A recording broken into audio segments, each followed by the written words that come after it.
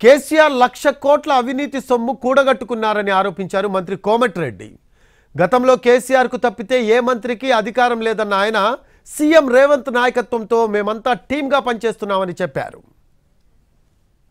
ముఖ్యమంత్రి చేస్తా, KG to page నేనే చదివిస్తా, డబుల్ బెడ్రూమ్ కట్టిస్తా అని 100 రకాల అబద్ధాలు చెప్పి అధికారంలోకి వచ్చి తన కుటుంబాన్ని 40 కుటుంబాలను బాగు చేసుకొని 1,00,000 కోట్లు ఈరోజు అవినీతికి పాల్పడి నాణ్యత లేని కాళేశ్వరం కట్టి 2,00,000 కోట్లను నీళ్ల పాలు చేసిండు.